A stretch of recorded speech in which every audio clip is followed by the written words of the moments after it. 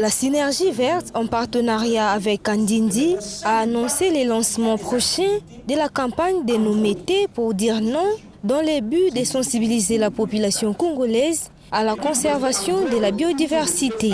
Cette initiative s'inscrit dans le cadre des luttes contre l'insécurité grandissante dans les parcs de la RDC, laquelle insécurité freine aujourd'hui l'activité touristique au sein de ces sites naturels. Il nous revient de plein droit de nous poser cette question lancinante. Quel est l'avenir de la biodiversité congolaise? Face à la spoliation des parcs nationaux et à la destruction des habitats naturels, face à la pollution des rivières avec un impact direct sur la biodiversité aquatique, devant les tueries à répétition des éco-gardes congolais, il y a lieu de dire non. Ces programmes d'alerte, d'éducation et de sensibilisation environnementale visent l'appropriation par tous de la question de la fragilité de la biodiversité congolaise au regard des menaces qui pèsent sur celle-ci. Il est clair que la lutte contre les changements climatiques exige de tous des gestes écologiques, de la responsabilité et un grand sursaut écologique. Il est désagréable de constater qu'aujourd'hui, nous avons recensé plus de 800 parcelles octroyées dans le parc national de Virunga, rien que pour la ville de Goma. Alors que vous connaissez tous l'étendue de cette aire protégée, la plus vieille d'Afrique. Pour sa part, les représentants de l'agence Kandindi promet de soutenir la Synergie Verte dans la réalisation des différentes activités qu'elle aura amenées dans le cadre de cette campagne.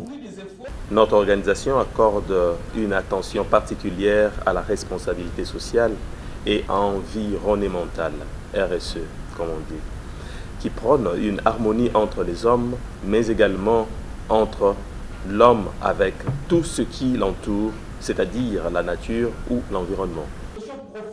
Signalons par ailleurs que le lancement effectif de cette campagne interviendra le 5 juin à l'occasion de la Journée mondiale de l'environnement. Nous sommes à Kinshasa, dans la commune mère. Cet arrondissement quinois a pour ce faire installé un atelier de transformation intitulé « Milieu sans vermine ». Cette structure est inventeur d'un insecticide naturel créé à base du pyrètre dénommé Dantouz. Elle a pour existence 10 années depuis son invention et rassemble une dizaine d'employés congolais. On a récupéré quelques molécules pyréthrinoïdes de base qu'on a eu à synergiser les uns les autres. Et nous avons pris une certaine quantité de molécules de base qu'on a eu à mélanger avec une certaine quantité d'eau aussi pour avoir la finalité du produit Dantouz.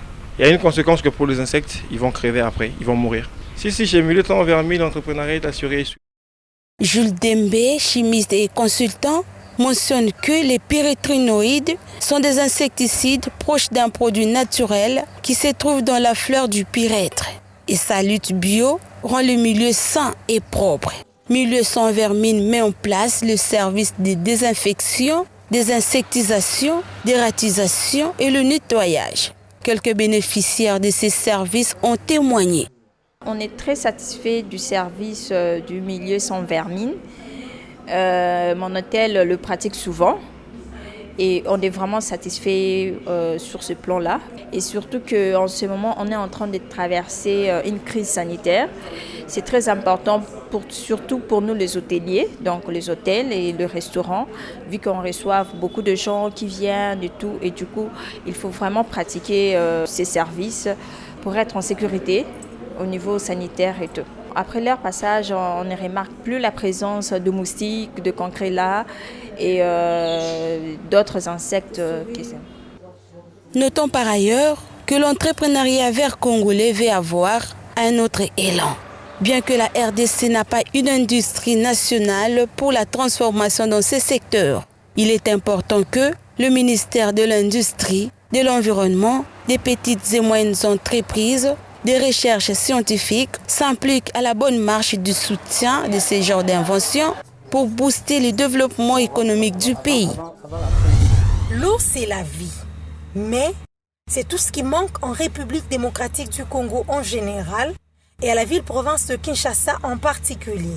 Pourtant, le pays est le plus riche en eau d'Afrique. Il représente environ 52% des réserves d'eau des surfaces de l'Afrique.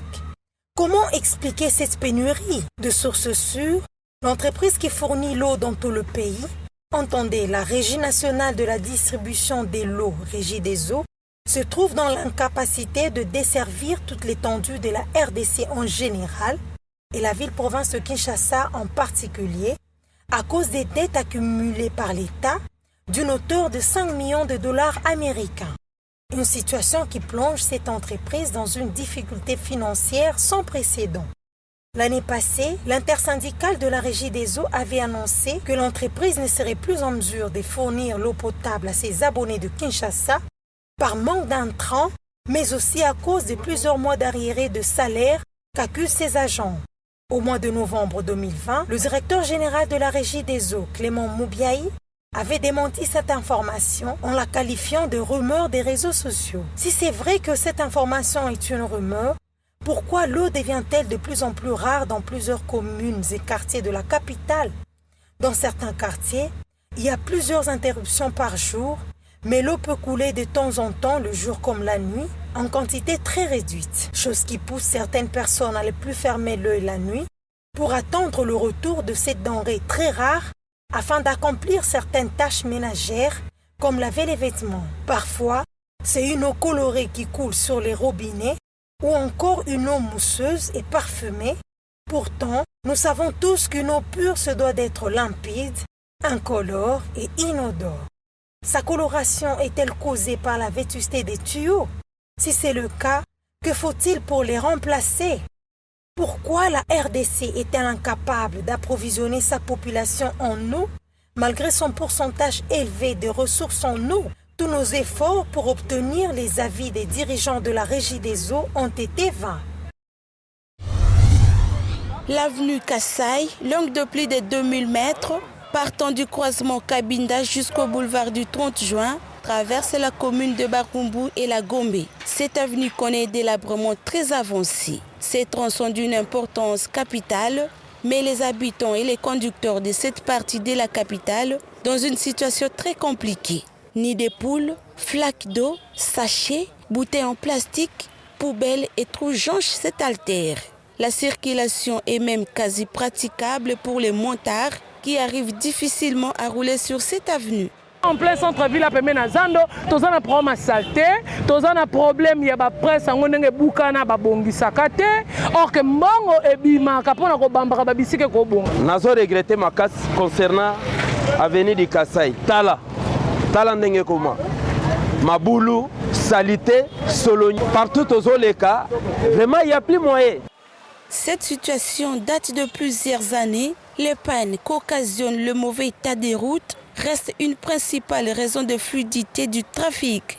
Au croisement des avenues Roi-Kading et Kassai, ainsi que Colonel Ebeya et Kassai, cette situation reste inquiétante. Que les autorités provinciales et locales répondent aux cris de la population et usagers de cette avenue pour un climat d'apaisement. La mandarine est un agrume. C'est le fruit du mandarinier, un arbre de la famille des rutacées. Le mandarinier est un petit arbre aux feuilles simples, vert foncé brillant. Il n'est connu en Europe que depuis le début du 19e siècle. Il est cultivé en Algérie, en Espagne, en Sicile, en Tunisie, au Maroc, aux États-Unis et même en RDC. Dans les zones trop froides, on le greffe sur Pancirus afin qu'il puisse supporter les hivers plus rudes. La mandarine a une chair sucrée et parfumée. Elle est l'une des moins acides parmi les agrumes, mais elle a de nombreux pépins. Son écorce est fine, d'une couleur mandarine. Une mandarine se divise généralement en une dizaine de quartiers. Il existe différentes sources pour expliquer le nom donné à ce fruit, ayant toutes en commun le titre des hauts fonctionnaires de l'Empire chinois, les mandarins. Selon certaines sources, le fruit a été baptisé mandarine car les mandarins l'appréciaient particulièrement. La mandarine peut s'éplucher facilement. En commençant par le sommet du fruit, les quartiers peuvent être séparés sans perdre le jus. Ces qualités en font un fruit facile à consommer. Sa valeur énergétique est d'environ 40 kcal pour 100 grammes. Les utilisations de la mandarine sont identiques à celles de l'orange. L'écorce et le jus sont utilisés dans les boissons comme les liqueurs et des jus, dans certains condiments, dans la confiture et j'en passe.